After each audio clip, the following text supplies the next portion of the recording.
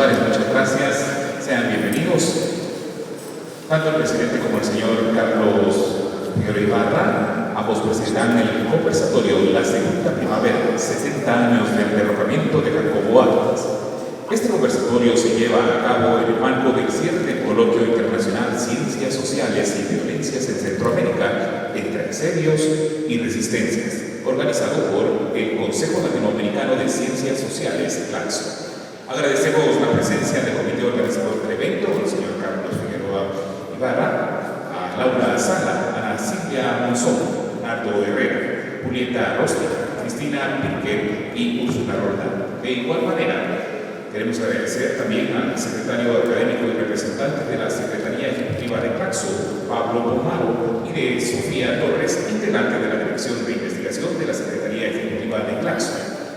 Agradecemos también la presencia del director de la Facultad Latinoamericana de Ciencias Sociales, CLACSO, Guatemala, Marcel Arévalo, también de Marta Causas Azul, coordinadora general y vicepresidenta de la Fundación María y Antonio Cabud Carrera MAG, así como del señor Emanuel Rivera, representante de los centros de miembros de Centroamérica ante el Comité Directivo de CLACSO. Muy bien, después de saludarles a todos y darles la cordial bienvenida, cedemos la palabra al señor Carlos Figueroa para iniciar este congreso. Bienvenidos todos. Bueno, pues muchas gracias a todos y todos los asistentes. Muchas gracias, señor presidente, por estar aquí con nosotros.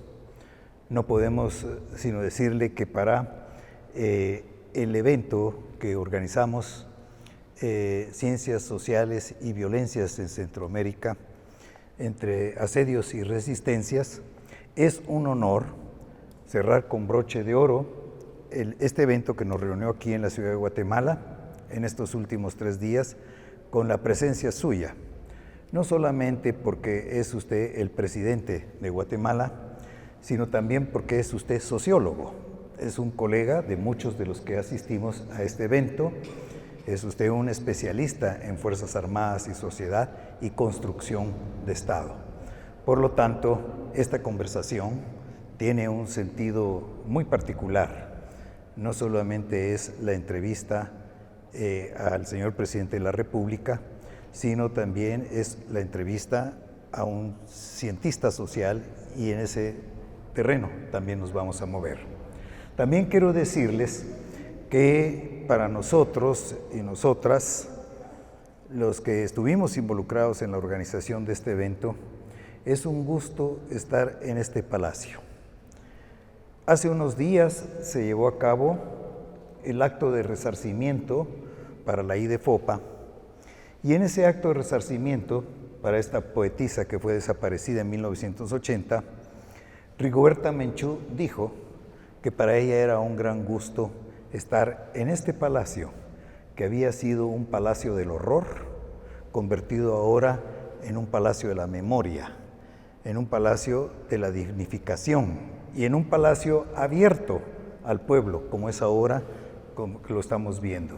Y también podríamos decir, parafraseando a Eric Domergue, que es el autor de esta frase, es un placer estar en un palacio que fue palacio del horror, a un palacio que ahora es un palacio del honor. Señor presidente, no cabe duda que el hecho de que usted haya pasado en segundo lugar en la primera vuelta de las elecciones y luego que en el balotaje haya ganado las elecciones con el 58% aproximadamente de los votos, es el hecho más progresista que ha vivido Guatemala desde el derrocamiento de Jacobo Arbenz Guzmán en 1954. Entra usted, digamos, a la presidencia con grandes expectativas del pueblo. Fue una jornada histórica, no solamente por el hecho electoral, sino por la gran movilización popular que acompañó a su triunfo. Todavía el 14 de enero pasamos ahí en el Teatro Nacional como 12, 13 horas, porque todavía en ese momento las fuerzas reaccionarias de este país estaban tratando de impedir la toma de posesión del señor presidente. En ese contexto, nuestra primera pregunta sería, obviamente aquí a esto se le ha llamado, a la llegada suya a la presidencia, se le ha llamado la segunda primavera. Todo el contenido simbólico que tiene por el momento en que se vivió esto y porque además cupo la casualidad que es usted hijo del primer presidente de la Revolución Guatemalteca. A mí me gustaría que usted nos dijera qué similitudes y diferencias ve usted entre esta segunda primavera y la Revolución del 44 y el contexto en que el señor presidente Juan José Arévalo Bermejo asumió la presidencia en aquellos años.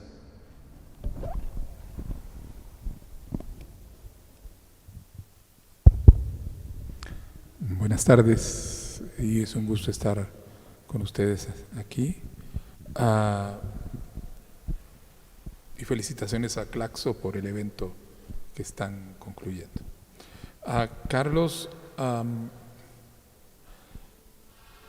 a ver, yo creo que hay una similitud fundamental en el hecho de que creo que tanto el 44 como el momento que estamos ahora constituyen una coyuntura crítica en términos de proceso de desarrollo histórico y de construcción del Estado. Una coyuntura crítica en donde se le presenta al país, a la sociedad guatemalteca, la oportunidad de hacer un corte con la dinámica que se venía desarrollando en el marco de su proceso de desarrollo político-social, una dinámica que, digamos, empujaba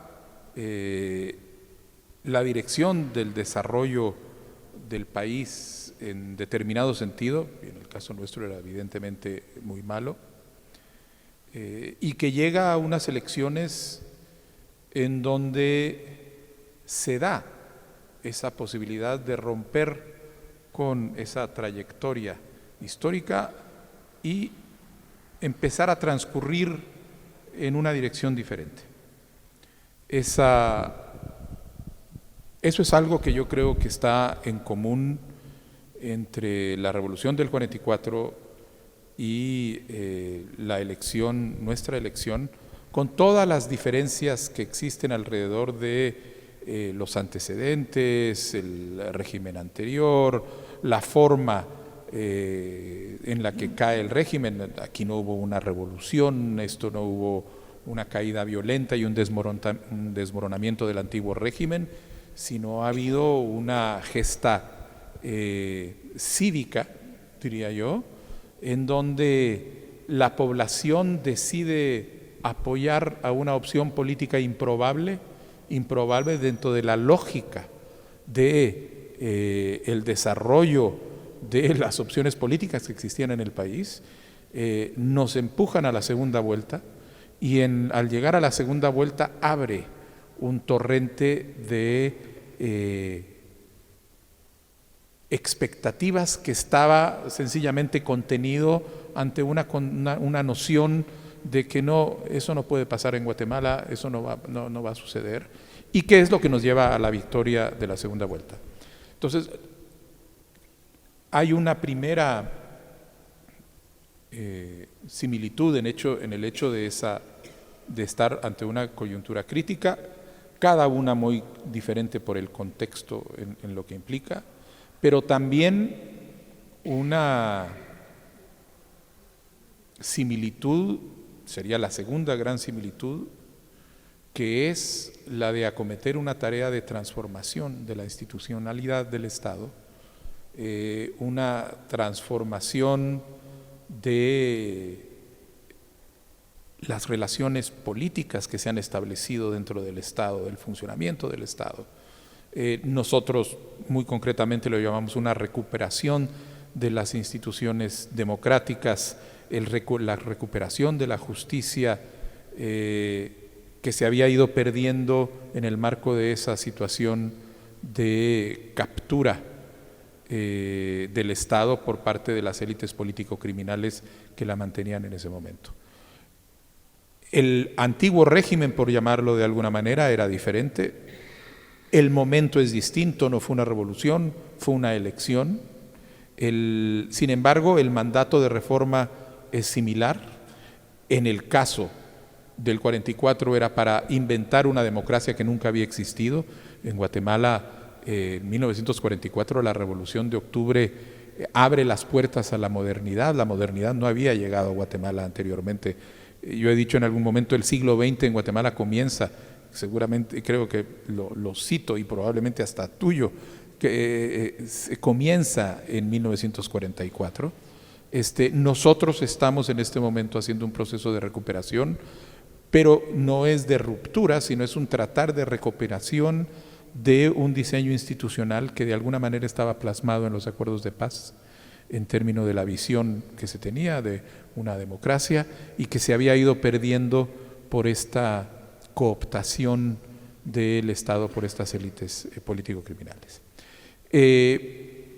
Y a partir de eso, por supuesto, las completas diferencias del contexto, las tareas y los objetivos de una agenda política son completamente distintas en 1944 que en el año 2024, ahí no hay un punto de comparación,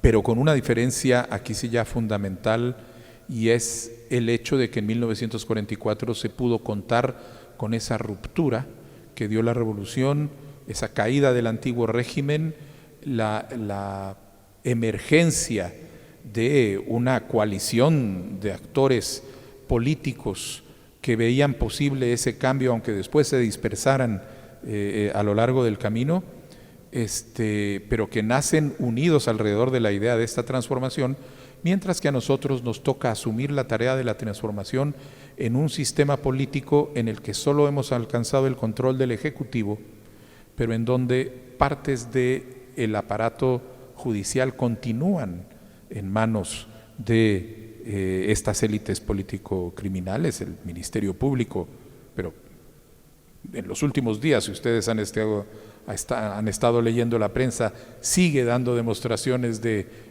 su agresividad y ataque en contra de todo el intento de recuperación de la justicia y de la democracia. Un parlamento, un congreso fraccionado, son 16 partidos, pero cada partido, con excepción del nuestro, que no es reconocido como partido por las trampas legales que nos están haciendo, todos divididos en distintas fracciones, o sea que es un parlamento totalmente fraccionado, a diferencia de la Revolución de Octubre, que contaba con un gobierno, un congreso, aunque estuviera en distintos partidos, todos comprometidos y todos detrás de la gestión gubernamental. De manera que nuestra tarea es una tarea, digamos, diferente, porque no partimos de la ruptura revolucionaria, sino estamos obligados a hacer nuestra lucha por el camino de una reforma en donde los elementos políticos con los que contamos son limitados, porque todavía existen elementos de esa trama corrupta controlando a algunos otros actores del Estado. Y sin embargo, ahí vamos. Ahí vamos. Por si mueve. Bueno, la historia de Guatemala, salvo esos 10 años de revolución, que comenzó con un triunvirato, continuó con el gobierno del doctor Juan José Arévalo, culminó con el gobierno del coronel Jacobo Arbenz. Esos 10 años han sido los únicos 10 años en los que en Guatemala se buscó superar el oscurantismo que venía desde el orden colonial y de la revolución, de la reforma liberal decimonónica, y se buscó también superar la injusticia y construir la democracia. Entonces, cada vez que ha habido un gobierno en el que se piensa que puede haber una perspectiva progresista, pues las expectativas son muy grandes en relación a los logros que se puedan tener.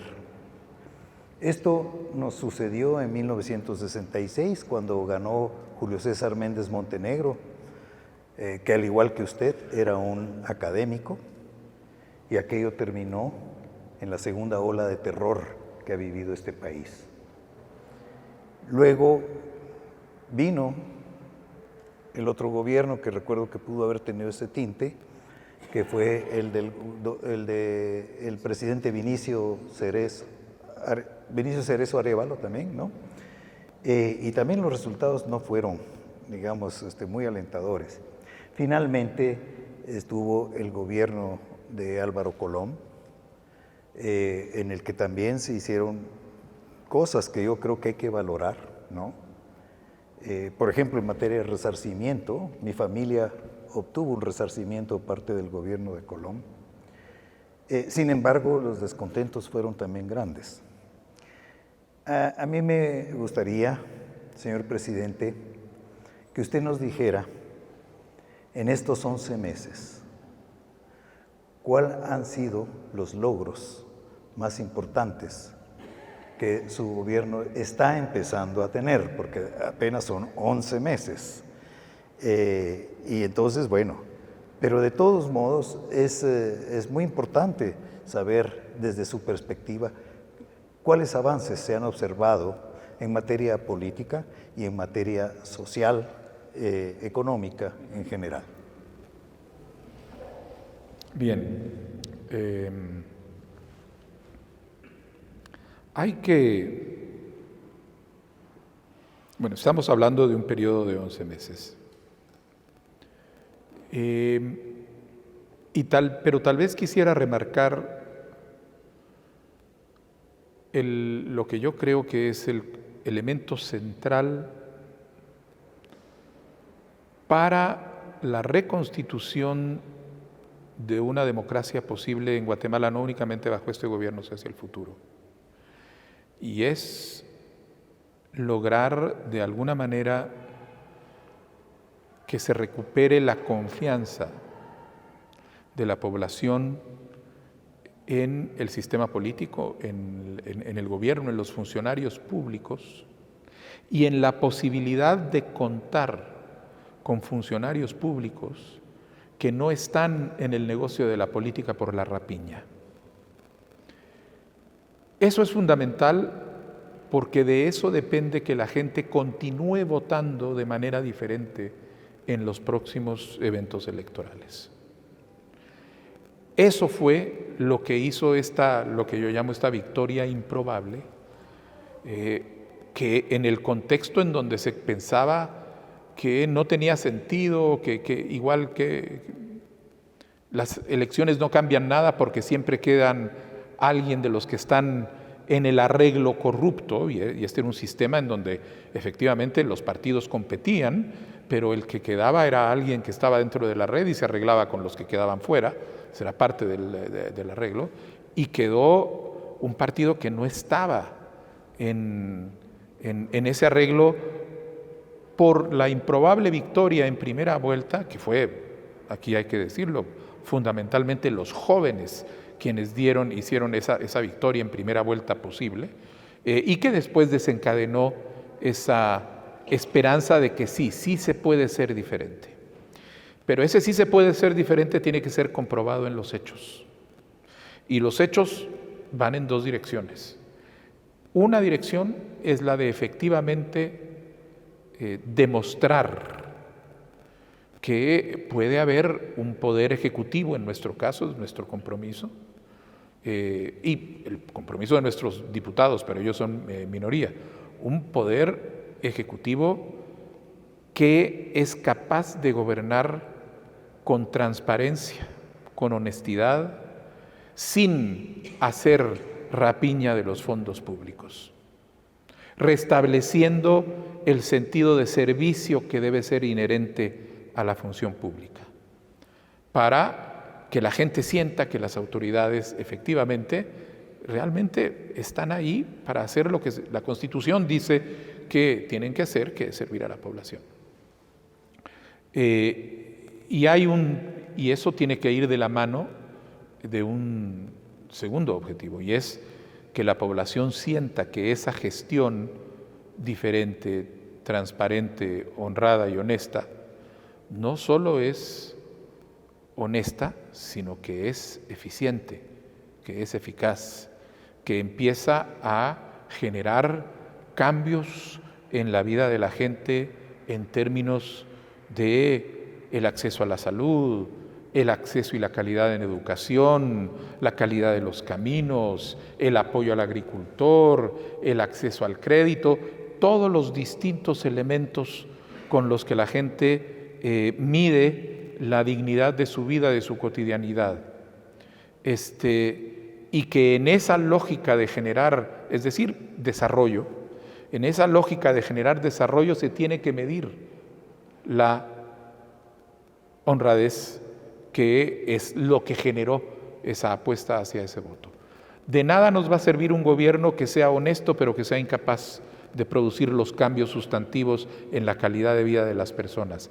La gente quiere que las autoridades respondan y que empiecen a transformar su vida con medidas pequeñas. No estamos en un momento de grandes expectativas revolucionarias a nivel popular. Quieren ver que las cosas empiezan a funcionar.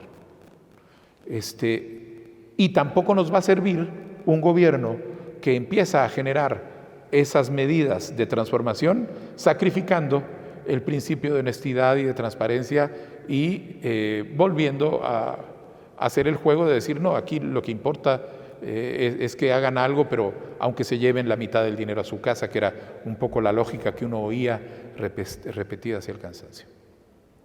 Esos son los retos que nosotros sabemos que tenemos claros y vamos avanzando en las dos direcciones.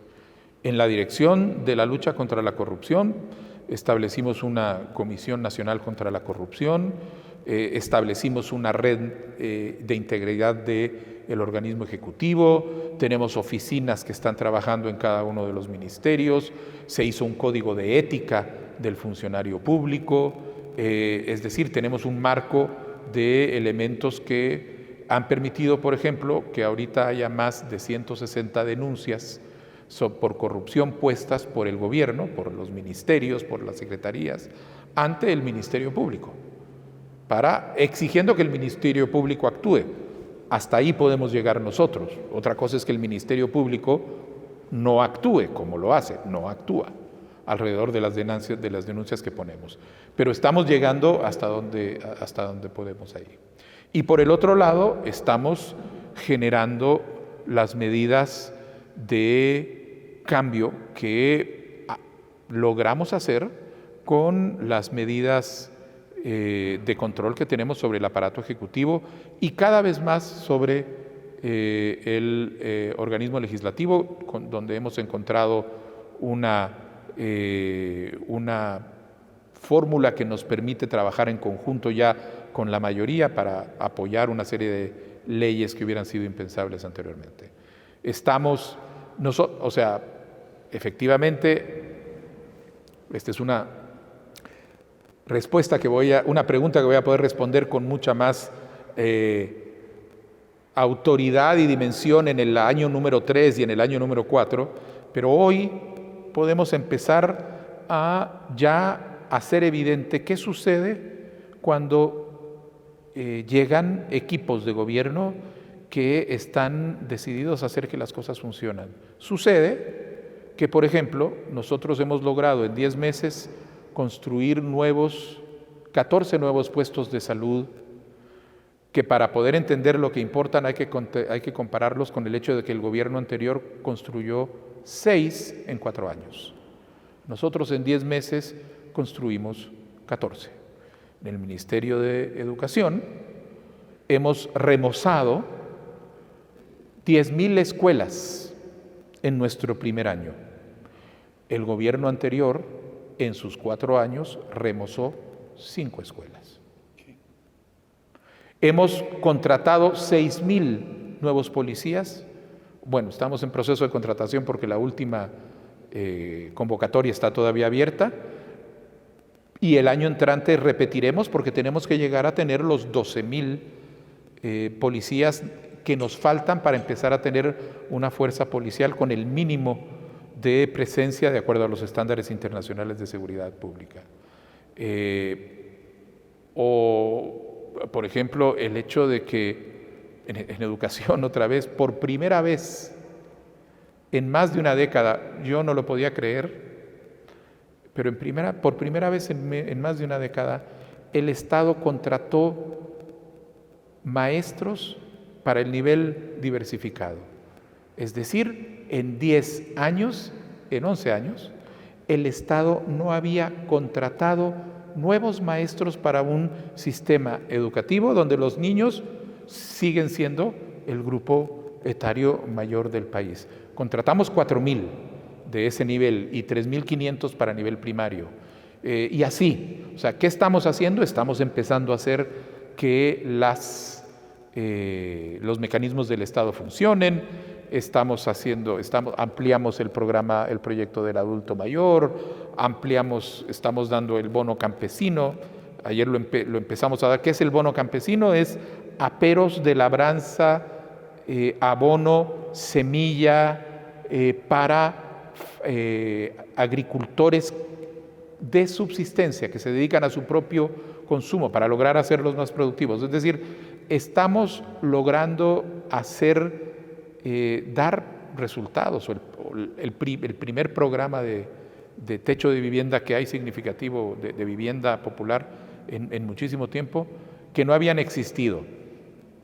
No son en sí mismo logros de una profundidad transformativa, porque para eso se necesitan condiciones que todavía no hemos alcanzado en términos del Congreso de la República, la garantía de que no vamos a seguir siendo perseguidos, como nosotros tenemos compañeros que han estado en la cárcel, se sigue persiguiendo a varios de ellos, pero dentro de ese escenario estamos produciendo la demostración que le permite a la gente hoy ya tener una noción clara de que sí hay una diferencia, de que sí se está viendo el resultado.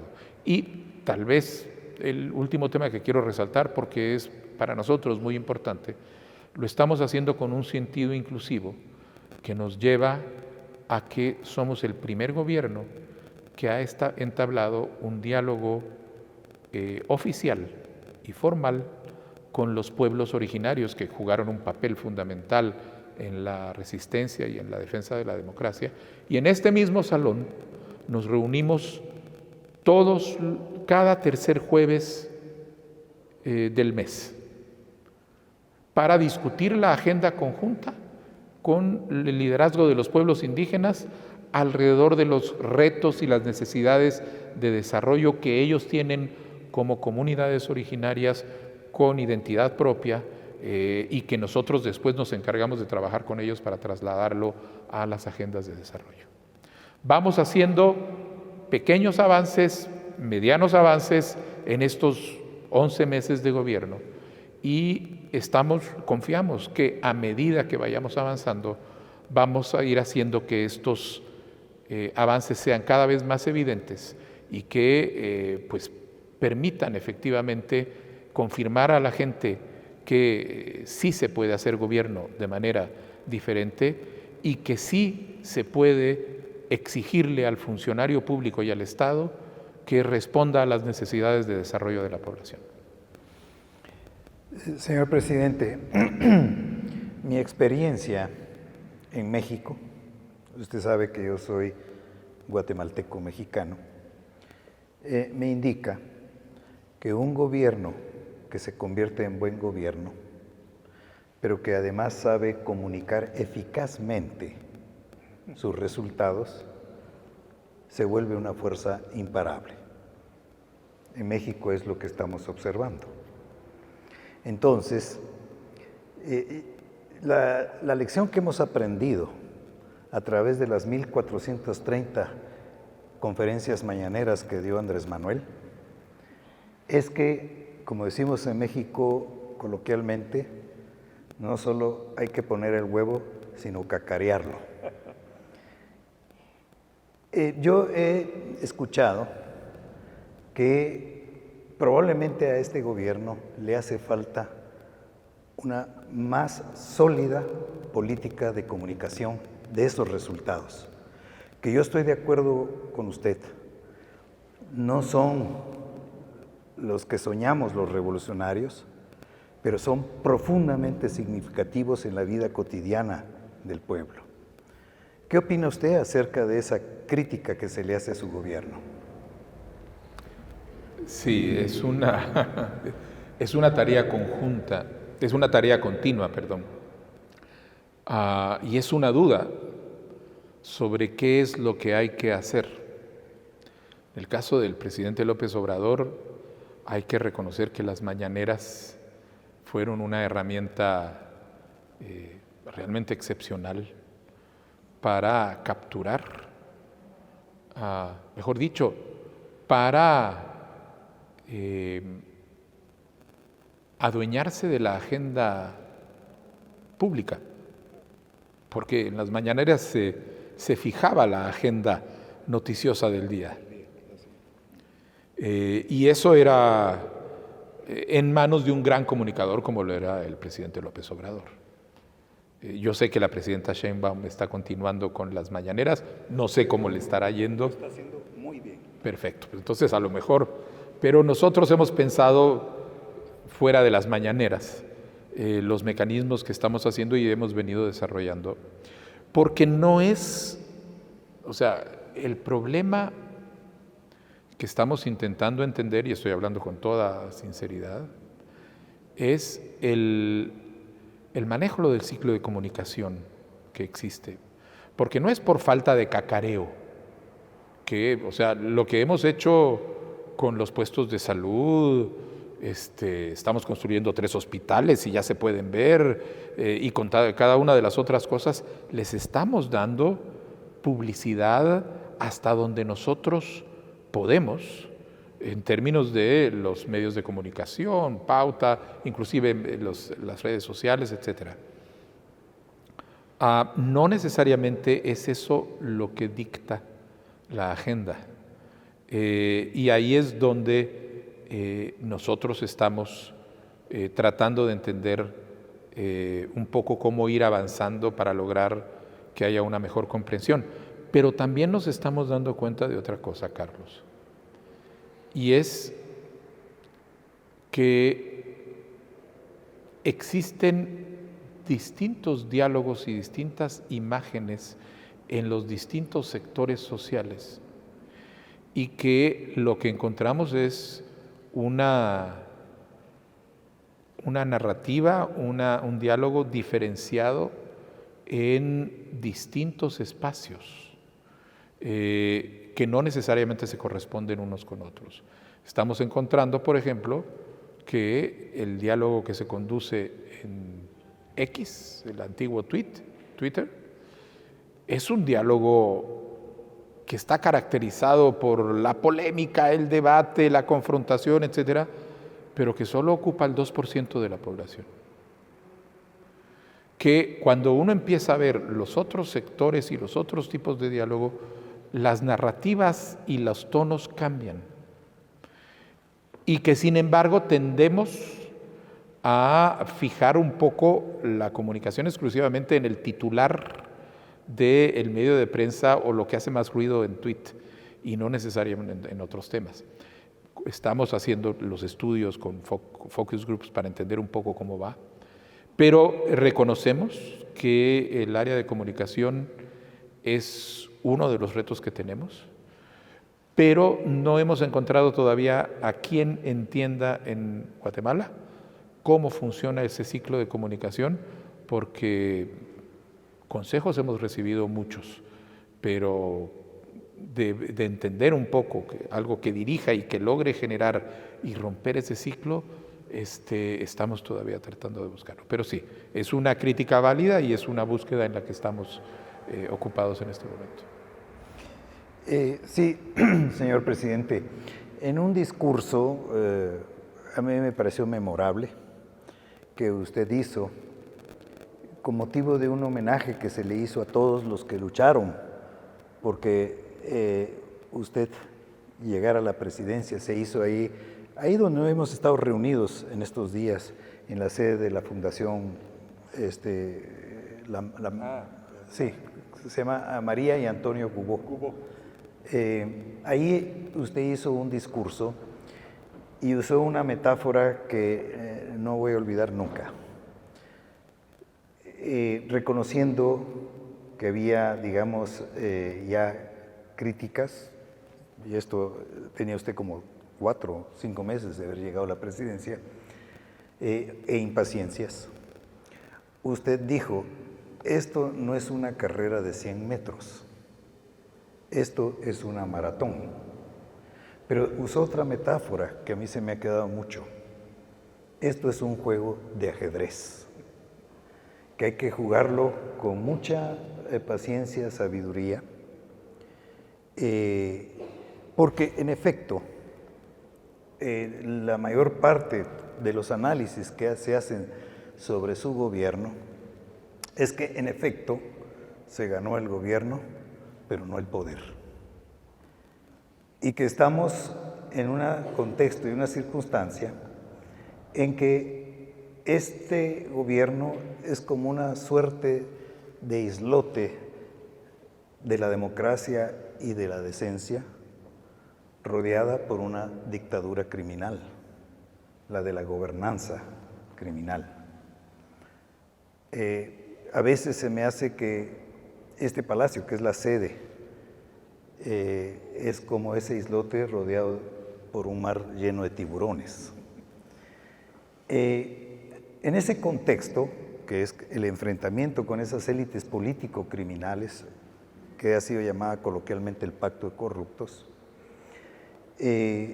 a mí me gustaría que usted nos hablara cuáles son esas dificultades que se tienen en el contexto en que usted está moviendo las negras del ajedrez, porque el pacto de corruptos está moviendo las blancas y va una jugada adelante.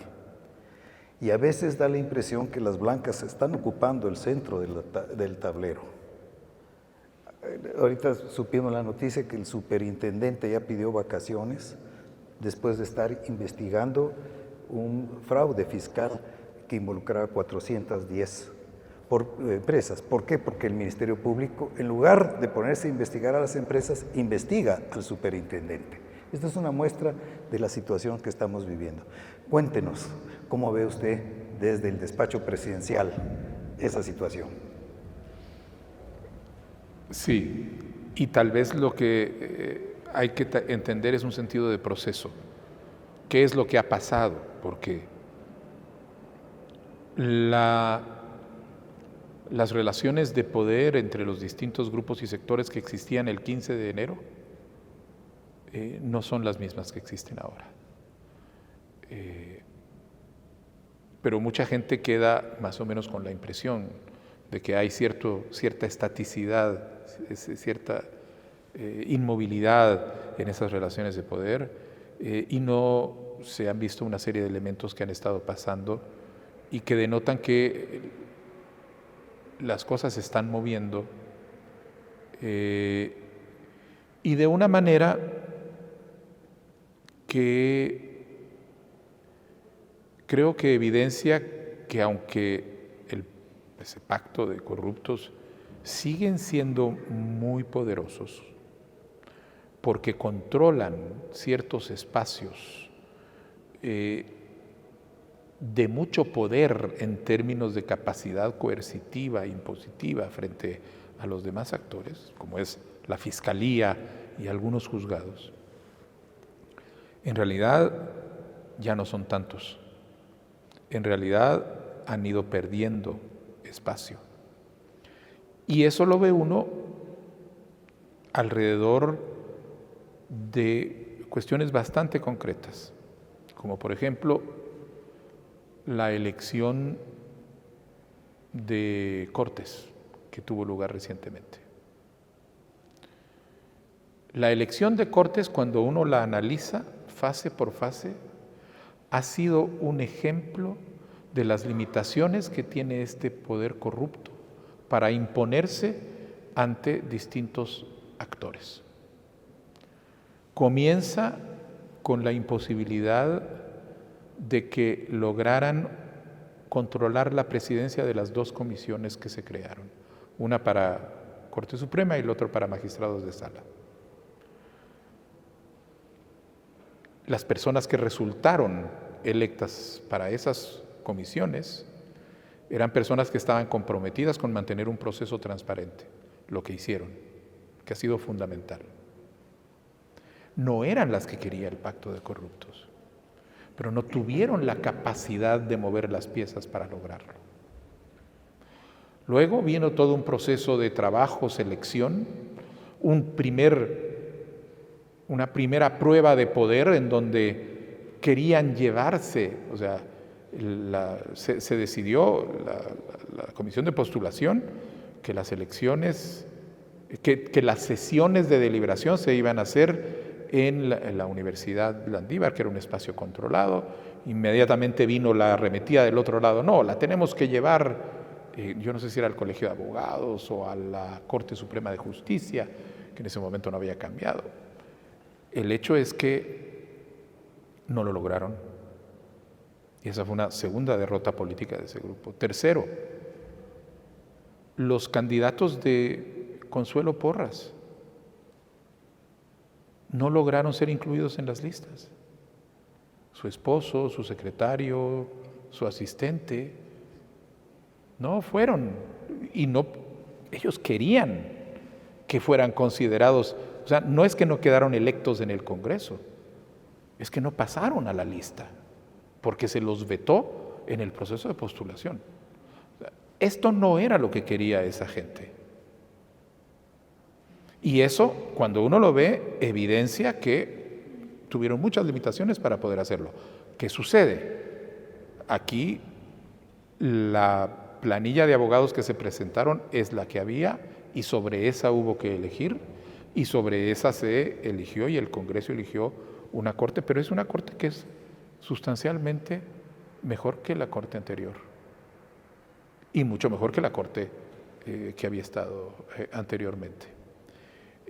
Eso evidencia limitaciones en el poder que ha tenido esta gente y se le han cerrado ciertos espacios. Mantienen otros espacios, pero ahora hay otro. En el Congreso de la República nosotros los primeros 6 meses fueron imposibles. Nosotros éramos nuestra bancada de 23 diputados, la mayoría muy jóvenes, diputados y diputadas, y un mar de tiburones. Y iniciativa que mandábamos salía rebotada. Inclusive solicitudes de declaratoria de emergencia que las hacíamos para poder tener fondos, para poder ir a apoyar a la gente. No nos querían, etcétera. Nos fue tomando tiempo encontrar la forma como ir logrando los arreglos, al punto de que los arreglos los logramos a pesar de que había llamadas desde Gerona amenazando a los diputados de que no votaran de una manera tal o de una manera tal, y que sin embargo ha logrado que ahora aprobemos presupuestos, aprobemos leyes como la ley de competencia, aprobemos leyes como la ley de infraestructura con mayoría calificada, no únicamente con una mayoría simple. Y eso nos ha dado a nosotros el presupuesto que necesitamos, ha aprobado préstamos que necesitamos, es decir, la idea de que somos un gobierno inerme ante los otros sectores, cuando uno ve en términos de lo que se ha ido logrando, en términos concretos de gobernabilidad con el Congreso, la forma como no lograron controlar el proceso de elección de cortes, la forma como no han logrado que la Corte de Constitucionalidad dictamine que sí, que tenemos que irnos porque Consuelo Porras lo dice, etcétera, indica que no es ese escenario en donde estamos rodeados por una enorme mayoría, sino que hay un proceso que se está moviendo. Y en ese proceso que se está moviendo, se están quedando solos, pero están contra la pared. Y eso los hace reactivos, eso los hace peligrosos. Pero a estas alturas del partido, ellos ya tienen conciencia de que Consuelo Porras puede salir mañana, ojalá, porque termina de renunciar como yo se lo he pedido. Puede salir dentro de un par de meses si el Congreso decide finalmente y reacciona a las 2 iniciativas de ley que hemos colocado delante del Congreso, que son las necesarias para lograr que se den las condiciones legales que necesitamos para generar su salida. Pero inclusive si fracasamos, en el 2026 ella sale y yo nombro al próximo fiscal. Y ese es el proceso que mucha gente pierde de vista ante lo que es evidente, en la alarma de hechos como los que están haciendo la agresión hoy contra Marco Livio de la SAT, contra un compañero nuestro que renuncia al Ministerio de Comunicaciones, al día siguiente, en fin de semana, allanan su casa, contra una compañera del partido a la que inclusive la ponen en la cárcel y termina aceptando cargos espurios solo con tal de salir. Es decir, sí son poderosos, pero no son la mayoría en este momento. Y están en una posición donde han venido perdiendo poder en el marco de este primer año de nuestra gestión. Y nosotros nos encargaremos de que lo sigan perdiendo en los próximos. Bueno, esto es algo que es estratégico para Guatemala, como se ha demostrado en otros países de América Latina. En México estamos ya en el proceso de la reforma judicial, que va a cambiar definitivamente el panorama, porque es el poder judicial en todos los países de América Latina donde se ha atrincherado la derecha o las fuerzas más conservadoras, y aquí hasta fuerzas de índole delincuencial. Bueno, en todo este proceso que vivimos y que observamos el año pasado y que culminó en los primeros minutos del 15 de enero, porque usted no tomó posesión el 14 a las 14, tomó posesión el 15 a las 2 de la mañana. A las 2 de la mañana fue. 2:30 de la mañana. Sí, bueno, ahí estábamos todos esperando y vimos cómo finalmente pues se lograba pues cosas como, por ejemplo, elegir a la junta directiva, que fue efímera.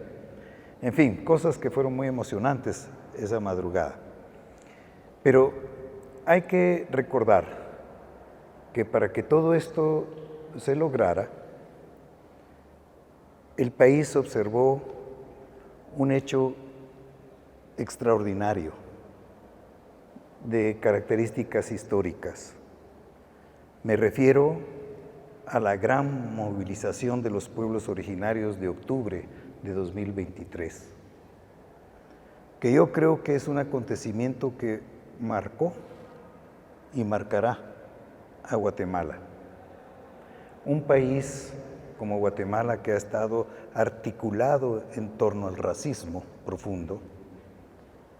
Ese país nosotros pudimos observar un hecho verdaderamente insólito. Los pueblos originarios, las autoridades ancestrales, decían la ruta por la cual había que seguir para seguir defendiendo a la democracia en este país. Y los ladinos o mestizos escuchaban esa orientación y la seguían. Eso es un acontecimiento cultural extraordinario que yo creo que Guatemala no va a volver a ser la misma después de eso, independientemente de lo que nos depare el futuro, ¿no? Esto quiere decir, señor presidente, que usted está aquí, para fortuna del pueblo de Guatemala, en gran medida porque hubo una movilización popular de pueblos originarios, de trabajadores, de campesinos, de mujeres, pues que es imposible soslayar en el análisis de todo ese proceso. Por cierto, también estuvo, y usted está aquí, porque hubo una presión internacional. Usted lo reconoció en su discurso, reconoció ambos hechos en su discurso de toma de posesión. La movilización popular y también la presión internacional, entre ellas la de nuestros vecinos del norte, que fue decisiva. Ahí sí que no es insoslayable también eso. Pero en este contexto en el que la movilización popular y la de los pueblos originarios tuvo un papel muy importante, a mí me gustaría saber cómo concibe usted la relación del gobierno con esa movilización popular, con esa sociedad civil, que es decisiva en muchos casos para el sostenimiento de los gobiernos democráticos, ¿no? Eso lo hemos observado. El presidente Petro, que es también un presidente asediado, incluso ha sido audaz y ha sacado a las masas populares a la calle. El 1 de mayo, una enorme manifestación de apoyo al gobierno para mostrar una correlación de fuerzas que debe tomarse en cuenta. ¿Cuál es la concepción que tiene usted como presidente y como gobierno de esa relación con esa fuerza que está ahí? Yo digo, se lo digo,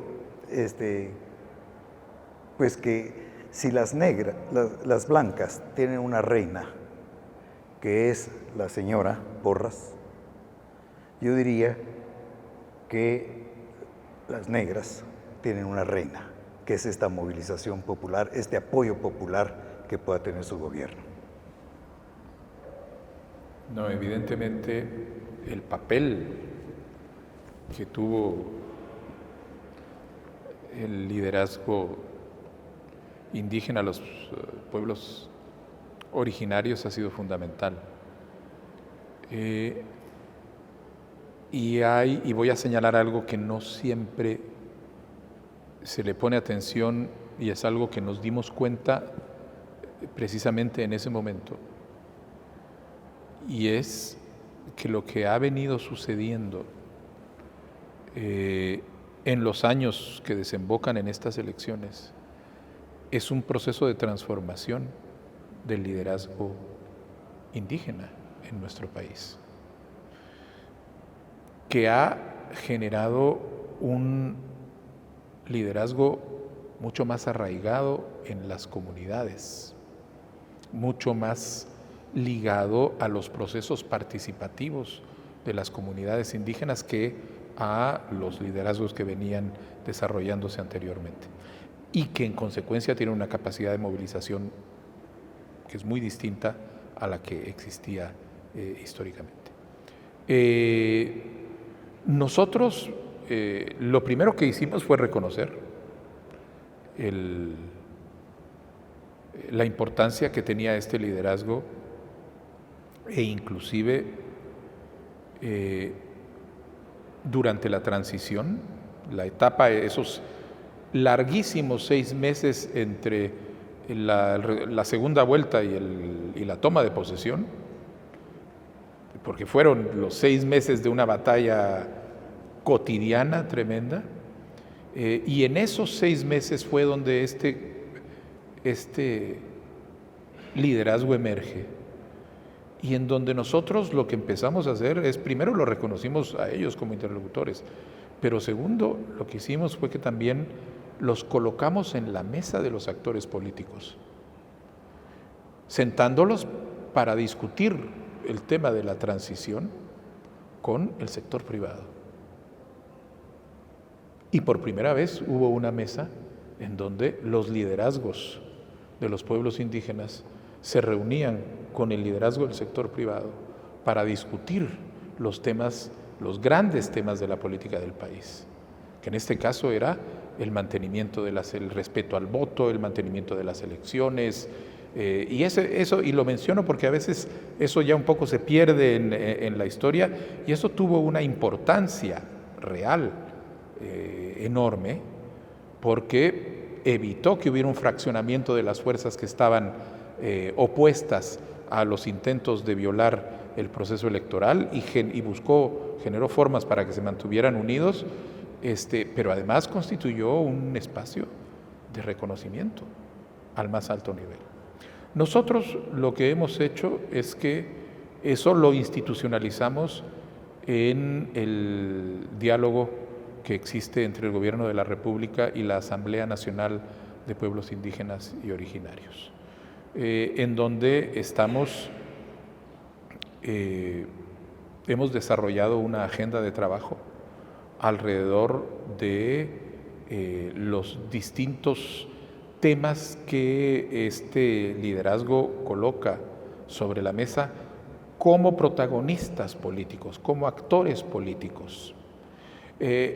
Como actores políticos que además tienen muchísima claridad alrededor de cuál es la agenda de desarrollo que necesitan y que quieren, la colocan sobre la mesa, y que en donde nosotros hemos entendido que tenemos que manejarla en distintos niveles. Entonces nosotros mantenemos el diálogo con los pueblos originarios, con la Asamblea Nacional de Pueblos Originarios, en ese ejercicio mensual que reúne al presidente con los alcaldes indígenas y con todos los representantes de los distintos grupos, y en donde discutimos una agenda que vamos trabajando en conjunto, pero aparte estamos trabajando agendas de desarrollo con los distintos grupos. Entonces se trabajó una agenda de desarrollo ahorita llevamos firmada con nueve grupos, con el Parlamento Xinca, con el pueblo Ixil, con el pueblo de Uspantán, el pueblo de Utatlán, y ahorita me voy a recordar, con el pueblo Chortí, y con ellos, y no son agendas de buenas intenciones, sino que son agendas en donde hay un grupo de trabajo que prepara y entonces plantea los temas. Del lado del gobierno se va a trabajar con las distintas instituciones para identificar qué es lo que es real, realizable, que se puede trabajar, etcétera. Se negocia y luego se pacta una agenda de desarrollo que firma el presidente con la agenda y los pueblos. Lo que estamos haciendo es dándoles un nivel de reconocimiento y protagonismo alrededor de los temas que ellos deciden que son los temas que le preocupan, que son los temas del desarrollo de sus comunidades. Y por supuesto hemos puesto sobre la mesa la institucionalidad indígena que estamos transformando por medio de un diálogo entre el gobierno y las autoridades ancestrales.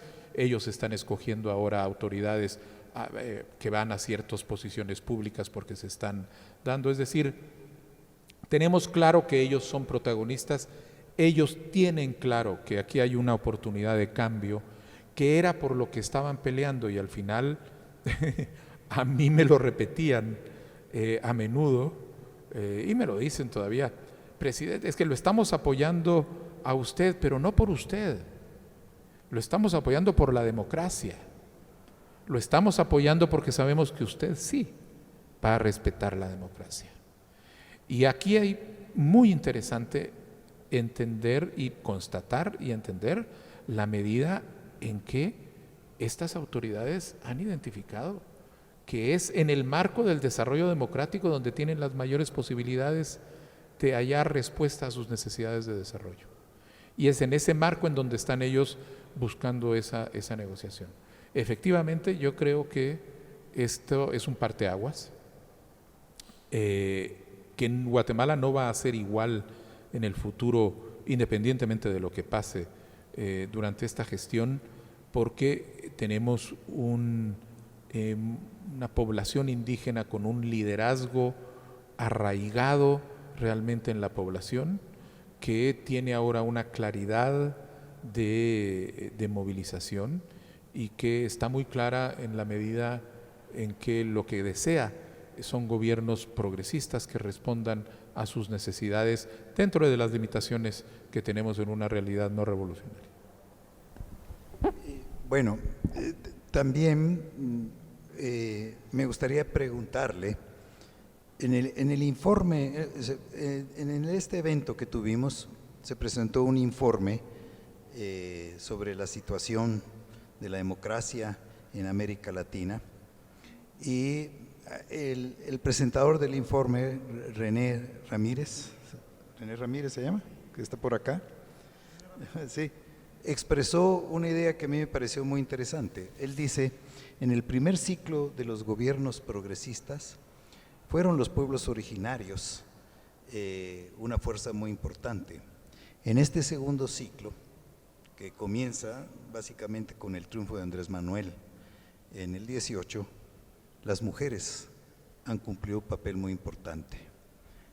¿Qué mensaje tendría usted para esa parte importante, esos sujetos que están impulsando la democracia en Guatemala y en América Latina? Bueno, ahí soy yo, pero es mi partido. Nosotros somos un partido que hemos asumido la paridad como elemento fundamental de la construcción política nuestra interna como partido y posteriormente como gobierno. Nacimos con un gobierno perfectamente paritario que por un problema político ya se desequilibró y quedó, pero es casi paritario. Para nuestro partido, por ejemplo, es en nuestro sistema de presidente y vicepresidente, estamos claros de que siempre va a ser un equipo paritario. Cuando el candidato a presidente sea un hombre, la vicepresidenta va a ser una mujer, y al revés. Cuando la candidata sea una mujer, el vicepresidente va a ser un hombre. Es decir, lo tenemos muy integrado, lo defendemos, causa a veces no pocos problemas en términos a la hora de llenar listas electorales, cosa que nos pasó y ahí tuvimos que darle paso a la realidad, pero le dio paso a la realidad ¿cómo se llama? Un comité ejecutivo nacional con 50% de mujeres por decreto, etcétera. De manera que lo tenemos sumamente integrado y intentamos practicarlo en todos los espacios de nuestra gestión gubernamental. Tenemos mucho énfasis en los temas de agenda de la mujer, de desarrollo de la mujer, indígena en particular, porque es ahí donde la interseccionalidad pega con mucha dureza, y tenemos mucha claridad de la necesidad de avanzar en el marco de un proceso político, un proceso social que vaya generando condiciones para el empoderamiento de las mujeres, el empoderamiento económico, el empoderamiento político, el empoderamiento social, pero con la plena conciencia de que venimos de un marco social muy conservador. Y no hablo exclusivamente de conservatismo aquí como ideología política, sino socialmente conservador y en los espacios del resto del país, y entonces es una gestión que requiere la determinación y el trabajo para poder ir abriendo esas brechas y generando los espacios para un mayor involucramiento de las mujeres en la vida social, en la vida política, fundamentalmente. Señor presidente, hemos llegado al final de esta conversación. Esta conversación va a ser vista en América Latina porque está aquí los comunicadores de Claxo, que ya tuvieron el gusto de platicar con usted. También está presente la organización Otra Guatemala Ya, que también lo va a difundir. Y están los comunicadores de Flaxo, Guatemala. Es decir, esta conversación va a ser reproducida. En ese sentido, me gustaría que usted dijera unas palabras finales para cerrar esta conversación.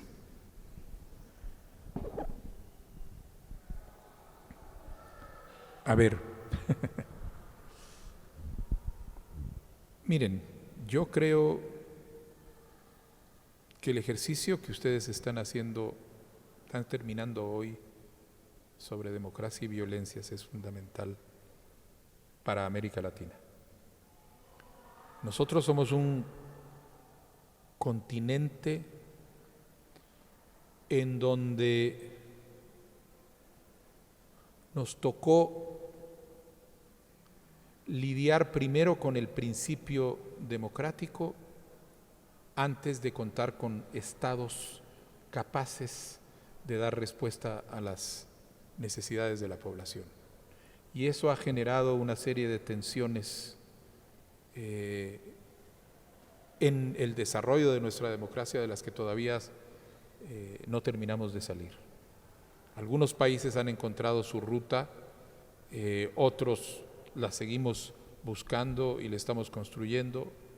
En algunos hay inclusive procesos trágicos de reversión, que realmente son causa de mucha preocupación. Y nos corresponde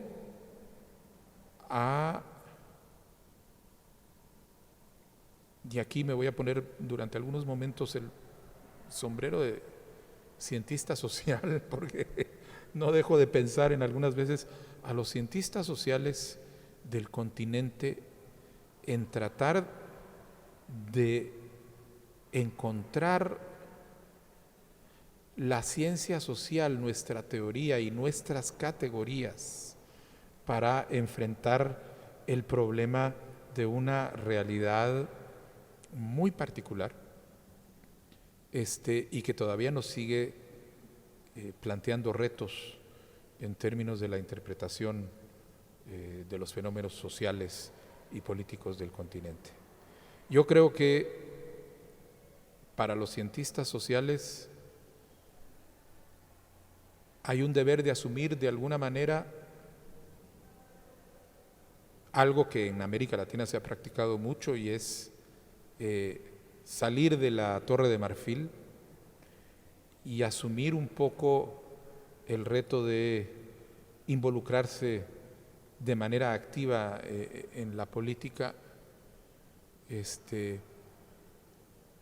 Tal vez un poco yo por eso siempre mantuve cerca, y al final entendí por qué lo mantuve cerca, el texto de la vocación, de la política como vocación de Weber, en donde el político y el científico y la política como vocación, en donde ahí establecía el reto de la ética del compromiso con la ética de la responsabilidad como brújula para moverse en el escenario de política. Vale la pena decir que a él no le fue muy bien como político en la Revolución Alemana, pero el texto que escribió creo que sigue siendo indispensable.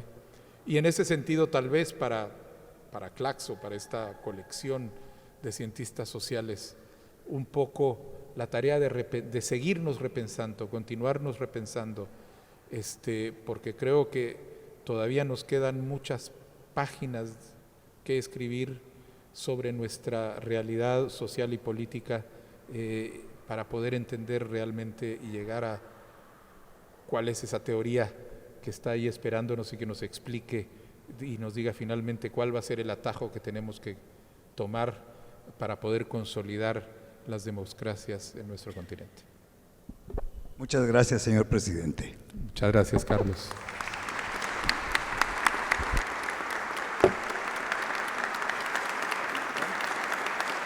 Señoras y señores, de esta manera les hemos presentado a ustedes el conversatorio La Segunda Primavera a 70 años del derrocamiento de Jacobo Arbenz, con la presencia del señor presidente de la República y el señor Carlos Figueroa Ibarra.